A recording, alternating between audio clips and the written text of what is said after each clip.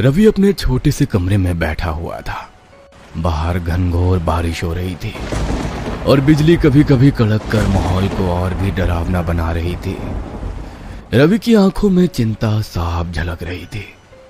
वो गांव से बड़े सपने लेकर शहर आया था, लेकिन 3 महीने बीत गए और ना नौकरी मिली, ना ही कोई सहारा।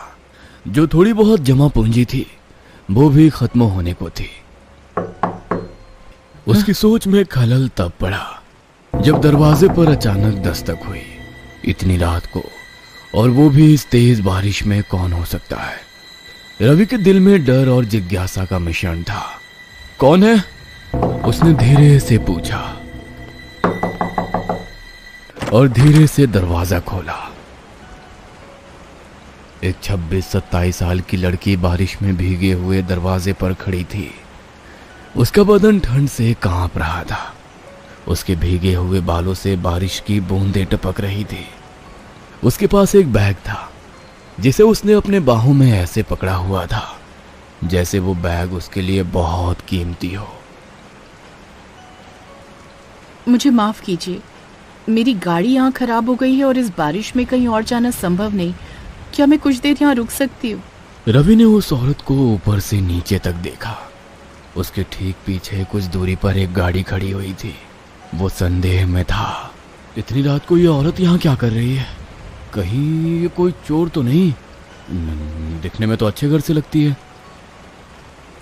लेकिन इंसानियत के नाते उसने कहा, अब ठीक है, आप अंदर आ जाइए, बारिश में बाहर खड़े रहना सही नहीं होगा। वो औरत कमरे के अंदर आ गई।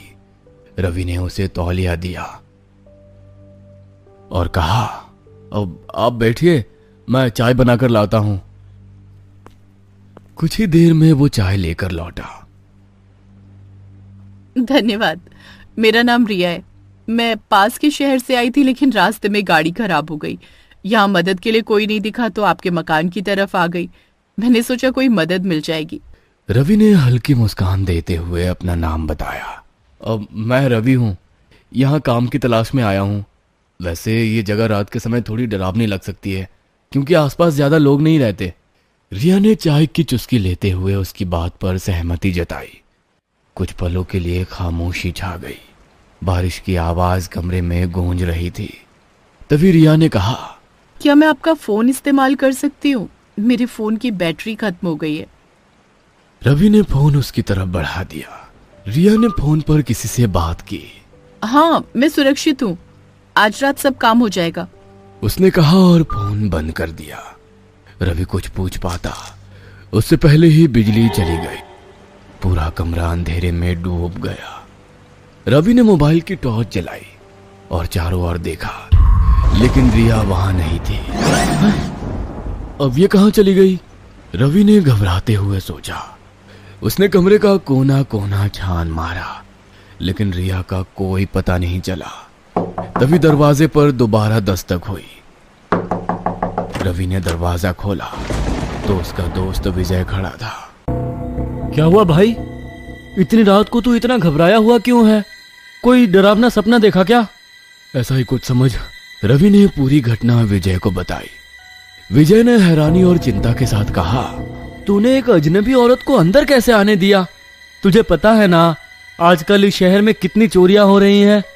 मुझे लगा कि वो मुसीबत में है, पर अब वो कहीं नजर नहीं आ रही। लेकिन उसका बैग यहीं रह गया है। दोनों ने बैग की ओर देखा। तुझे क्या लगता है, क्या हो सकता है इसके अंदर? विजय ने धीरे से बैग खोला। जैसे ही उसने अंदर देखा, उसके चेहरे का रंग उड़ गया।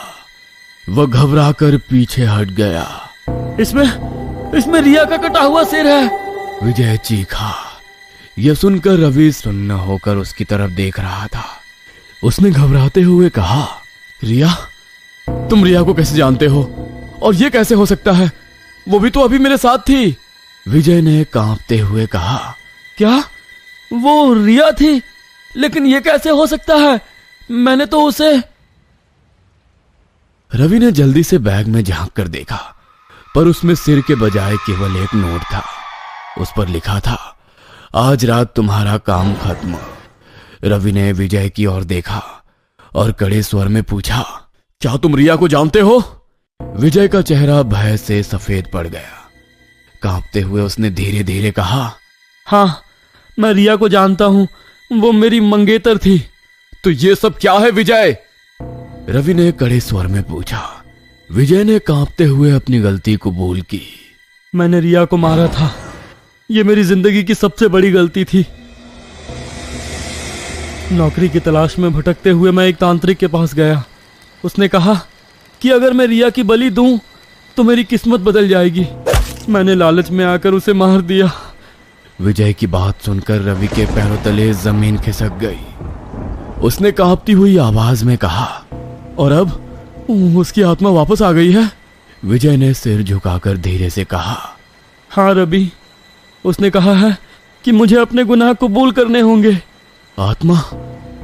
मतलब मैं कुछ देर पहले एक भूत के साथ बात कर रहा था।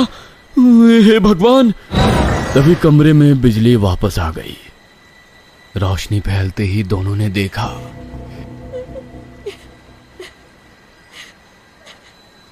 रिया कमरे के एक कोने में सिर छुपाए बैठी थी। वो हल्के हल्के सिसक रही थी। दोनों वहीं खड़े उसकी तरफ देखते रहे। किसी की भी उसके पास जाने की हिम्मत नहीं हो रही थी।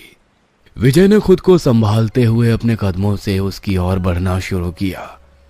उसने कांपती हुई आवाज में कहा, रिया, मुझे माफ कर दो। ये सब मेरी वजह से हुआ। मेरी लालच ने तुम्हें ये सब सहने पर मजबूर किया।